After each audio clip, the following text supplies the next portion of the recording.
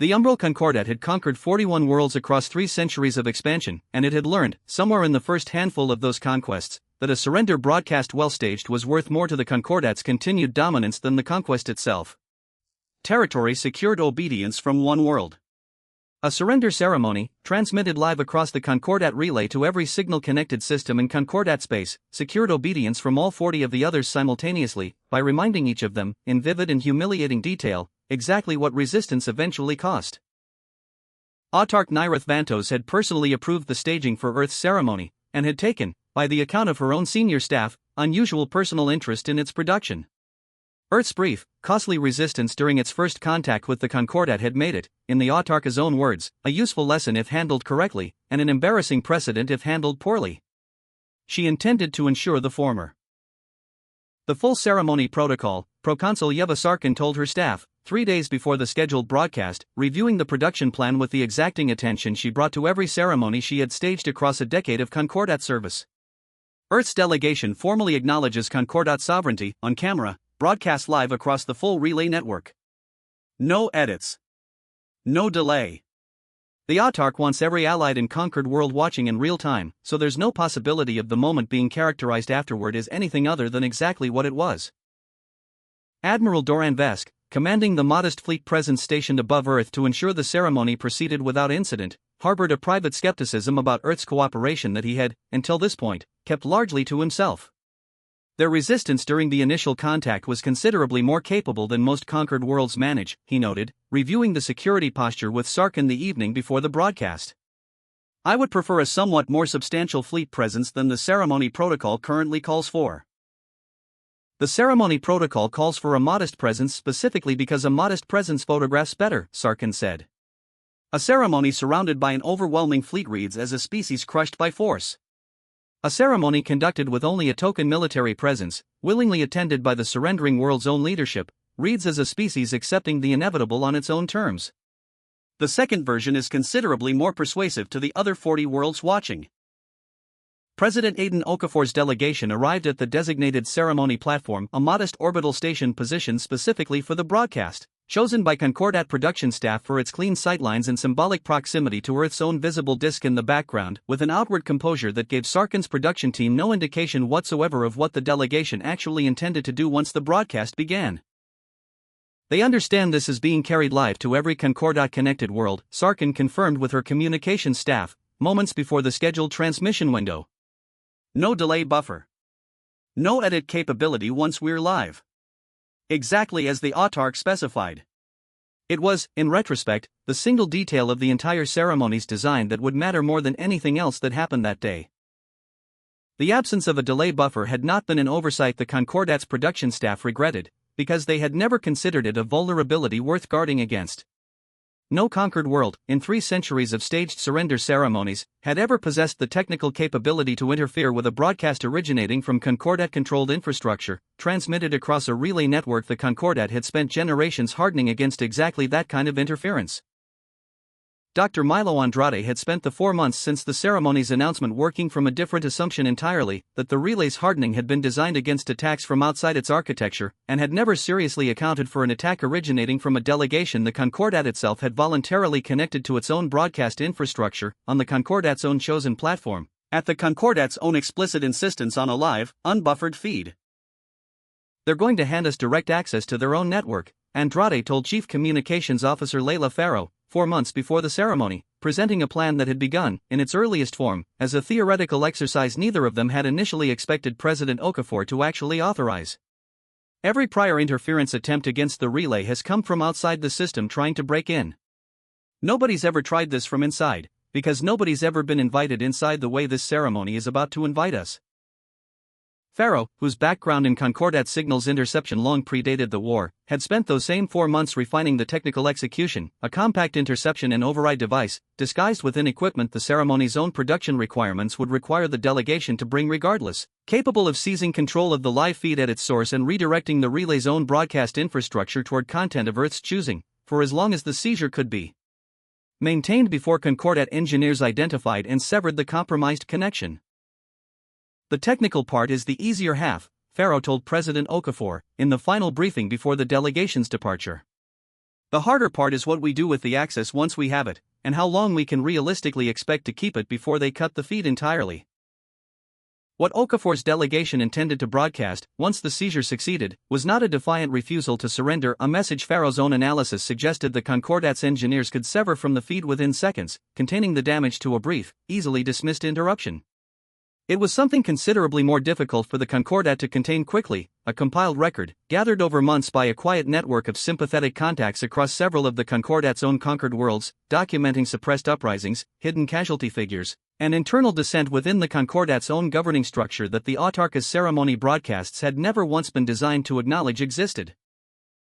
If we can hold the feed long enough for even a fraction of this material to reach the other 40 worlds, Andrade said, we're not just refusing to surrender. We're handing every one of those worlds evidence that the ceremony they've been forced to watch, over and over, was never actually the whole story.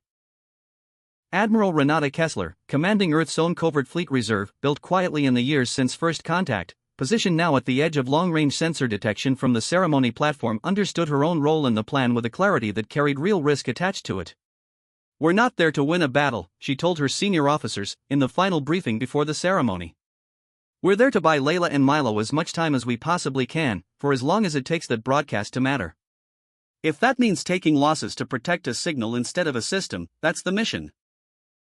The broadcast opened precisely on schedule, Proconsul Sarkin's production carrying the full weight of a decade's practice staging, Earth's visible disk framed perfectly in the background, President Okafor's delegation positioned exactly where the Concordat's cameras required, Admiral Vesk's modest fleet presence arranged to read, exactly as Sarkin intended, as a species accepting an inevitable outcome rather than one crushed into it.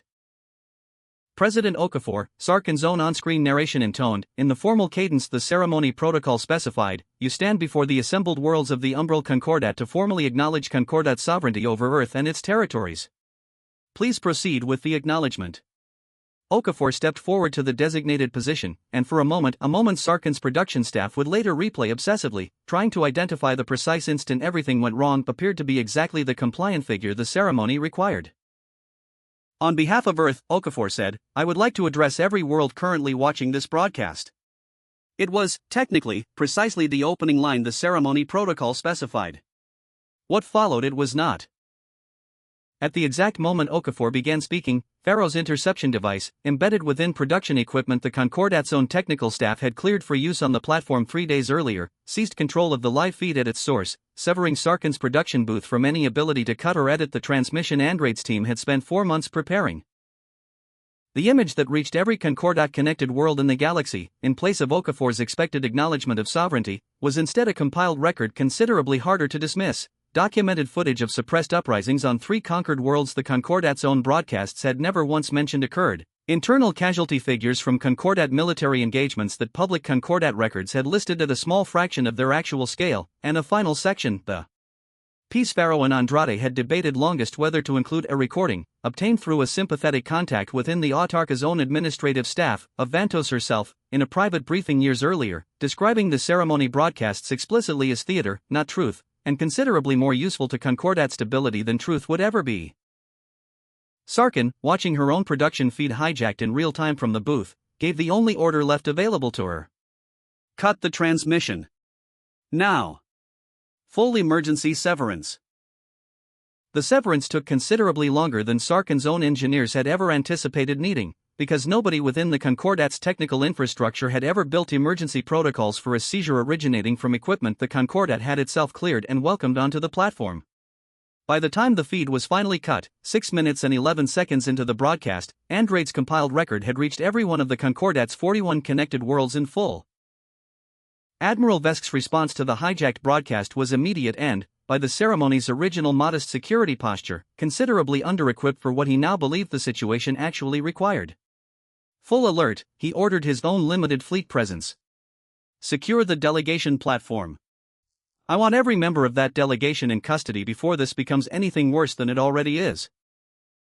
What Vesk's forces encountered, moving to secure the platform, was Admiral Kessler's covert fleet reserve, folding into position from the edge of sensor range with a timing that made clear the broadcast hijack had never been an isolated act of defiance, but one component of a considerably more coordinated plan. Additional contacts, Vesk's tactical officer reported, watching Kessler's formation appear. Unregistered configuration. They're moving to intercept our approach to the platform. Vesk's own modest fleet, the deliberately limited presence Sarkin's production requirements had specified, found itself considerably outmatched by a covert reserve Earth had spent years quietly preparing for exactly this contingency, though Kessler's own orders, delivered explicitly before the engagement began, constrained her forces to a single specific objective rather than a full offensive campaign. "We are not here to destroy Vesk's fleet," Kessler told her own tactical staff, as the engagement began. "We are here to keep them away from that platform long enough for the broadcast's effects to actually reach the other 40 worlds and start mattering. Disable, don't destroy, and hold position around the platform above everything else." The engagement that followed unfolded with Kessler's forces prioritizing a defensive perimeter around the Ceremony platform over any broader tactical objective, disabling Vesk's approaching vessel's propulsion systems in a sequence that kept the Concordat fleet consistently at arm's length from the platform. Okafor's delegation remained aboard, without escalating into the kind of destructive engagement that would have given the Autarka's own subsequent narrative an easier story to tell about. Earth's supposed aggression. Vesk, watching his own fleet's approach repeatedly stalled by a defensive formation considerably more disciplined than the modest security posture he had originally argued for, understood within the engagement's first 20 minutes that the Ceremonies' carefully staged optics had already been lost regardless of the battle's eventual outcome. "Signal the Autark directly," he told his communications officer. "She needs to understand this has already gone considerably further than a contained incident." Autark Vantos's response to Vesk's report was not, as several of her own senior staff privately hoped, a decision to cut losses and manage the broadcast's fallout through subsequent counter-messaging. It was a decision to escalate directly, on the theory that a sufficiently overwhelming military response, broadcast in turn to the same 41 worlds that had just watched the hijacked feed, could still salvage the narrative by demonstrating that Concordat authority remained absolute regardless of what the broadcast had revealed. "Dispatch the third battle fleet," Vantos ordered. "I want Earth's defiance answered visibly and immediately, broadcast across the same network that just carried their interference, so that whatever damage the hijacked feed caused is followed, within hours, by an unambiguous demonstration that this Concordat's authority has not actually weakened." The third battle fleet, 261 warships, dispatched under Vantos's explicit personal authorization, reached Earth orbit considerably faster than Kessler's own defensive planning had accounted for, arriving while her covert reserve remained engaged holding the perimeter around the Ceremony platform against Vesk's original, considerably smaller force. "We don't have the numbers to hold against this," Kessler's own tactical officer reported, watching the third fleet's arrival. "If they commit fully against both our perimeter defense and the platform itself, we lose the position we've been holding, and possibly the delegation with it." Kessler, monitoring the deteriorating tactical picture, made contact with Faro directly rather than relying on relayed reports. "Layla, I need to know if the broadcast's effects have actually reached far enough yet to matter, because I am rapidly running out of ability to buy you more time through purely military means." Faro's answer carried the first genuine uncertainty of the entire operation. "We know the feed reached all 41 connected worlds," she said. "We don't know yet what any of them are actually doing with that information. It's been under 2 hours. Reactions at this scale take time we may not have." What none of them yet knew, because the information had not yet propagated back through Concordat channels fast enough to reach either Kessler's tactical picture or Vantos's own command staff, was that the 6-minute broadcast had already begun producing exactly the kind of reaction Andrade and Faro had hoped for, on a timeline considerably faster than either Earth's own command structure or the Concordat's own leadership yet fully understood. The uprisings began not as a single coordinated response, but as 41 separate, largely uncoordinated reactions across the Concordat's conquered worlds, each population responding to evidence that had, until 6 minutes and 11 seconds earlier, existed only as rumor and suspicion within their own isolated communities, confirmation that other worlds had resisted, that the Concordat's official casualty figures had systematically understated the true costs of conquest, and that the Autarka's own recorded words treated the entire surrender ceremony tradition as staged theater rather than the solemn, inevitable submission it had always been presented as.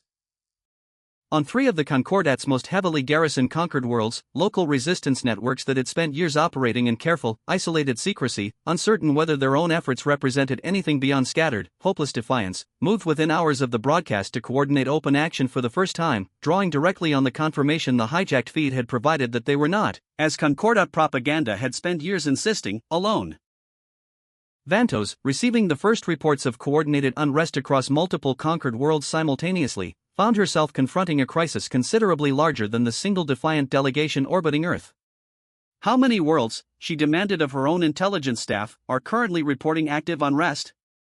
Confirmed active resistance activity on 11 worlds as of this report, Autark, the response came. Unconfirmed reports of unrest on at least 9 additional worlds, still developing. The pattern is accelerating, not stabilizing. Admiral Vesk, still engaged in the increasingly costly effort to secure the Ceremony platform against Kessler's defensive perimeter, received new orders from Vantos's own command structure that reflected the crisis's rapidly shifting priorities: full withdrawal of the 3rd Battle Fleet from Earth, redirected toward the nearest and most severe of the confirmed uprisings, on the calculation that Concordat Authority faced a considerably more existential threat from a galaxy-wide collapse in confidence than from a single defiant delegation that had already, regardless of the military outcome above Earth, accomplished whatever damage it was capable of causing. Kessler watched the 3rd Fleet's withdrawal order execute in real time, her own defensive perimeter finally relieved of a pressure she had genuinely not been certain, in the engagement's final hour, that her forces could continue withstanding much longer. "They're pulling back," she reported to Pharaoh and Andrade, still aboard the Ceremony platform. "Not because we won. Because they've got considerably bigger problems now than us." The weeks that followed the ceremony produced a crisis for the Umbral Concordat considerably more severe than any single military engagement could have caused. Autark Vantos found herself, for the first time in her reign, managing not one contained incident but a rolling series of uprisings across a rapidly growing number of her conquered worlds, each new outbreak drawing renewed confidence from the confirmation, still circulating through whatever channels Concordat censorship efforts could not fully suppress, that the 6-minute broadcast had provided. Proconsul Sarkin, whose entire career had been built on staging ceremonies designed to demonstrate Concordat authority through carefully managed spectacle, found herself instead managing an authority that no amount of subsequent staged messaging seemed capable of fully restoring. "We have run 3 separate counter-broadcasts since the incident," she reported to Vantos, each specifically designed to reassert Concordat stability. Confirmed viewership and confidence metrics across the affected worlds continue to decline regardless. The damage does not appear to respond to the same tools that built the original narrative. President Okafor, whose delegation had returned to Earth within days of the ceremony's collapse rather than remaining as the surrendered administrators the Concordat had originally intended them to become, addressed the Terran Council in the aftermath with a measured caution that avoided any premature declaration of victory. "We did not defeat the Concordat's fleet," Okafor said. "We interrupted one ceremony, for 6 minutes, and gave 41 other worlds information they had every right to already possess. What they chose to do with that information afterward was entirely their own decision, made by people who had been carrying the weight of it far longer than we had." Vantos's final assessment, delivered to her own governing council in a private session considerably more candid than any of her public statements since the incident, acknowledged a strategic reality she could no longer credibly deny. "We built 41 conquests on the premise that isolation prevented coordination," she said. That premise held for 3 centuries because no single incident had ever connected those 41 populations to each other's actual experience at the same moment, through a channel none of them could dismiss as enemy propaganda, because it originated from our own trusted network. That premise no longer holds, and I do not believe it can be restored simply by tightening the same controls that just failed. The formal negotiations that eventually followed, conducted over several months as the Concordat worked to contain its rolling internal crisis rather than continue an external conflict with Earth it could no longer afford to prioritize, produced terms considerably more favorable to Earth's sovereignty than the original ceremony had ever intended to allow full recognition of Earth's independence, formal withdrawal of all sovereignty claims, and, at President Okafor's specific insistence, no attempt by Earth to claim credit publicly for the broader unrest the broadcast had helped ignite across the Concordat's other worlds. "We could tell that story," one senior minister observed, reviewing the negotiations' careful public framing. "Humanity single-handedly cracking a 3-century empire. It's not even inaccurate. It's not the whole truth either," Okafor said. 11 worlds worth of people who had been quietly resisting for years, alone, finally found out they weren't alone. That's their story to tell, not ours to claim. We opened a door. We didn't walk through it for them." 3 weeks after the broadcast, Dr. Andrade sat in the communications lab where the interception device had first been designed, reviewing final technical logs from the 6 minutes and 11 seconds that had, according to every measure the following months would confirm, changed considerably more than either he or Pharaoh had initially dared to plan for. Pharaoh joined him, a debrief tablet under one arm she hadn't fully closed out since the incident. 4 months of planning, she said, for 6 minutes of actual broadcast time. "The plan was never really about the 6 minutes," Andrade said. It was about making sure something true finally reached people who'd only ever been shown something staged. What they did with 6 minutes of truth was always going to matter more than anything we actually built to deliver it. In a small archival office within the newly reforming coalition of formerly conquered Concordat worlds, a loose alliance that would, in the following year, formalize into a body considerably more durable than anyone during the Ceremonies' original broadcast could have anticipated, a records clerk filed the first entry into what would become a shared historical account referenced, informally, across all 41 worlds simply as the 6 minutes. The broadcast did not defeat an empire. It did not need to. It simply made it considerably harder for that empire to keep 41 worlds believing they were each alone and wondering whether resistance was still possible. What each of those worlds did after that, they did for themselves.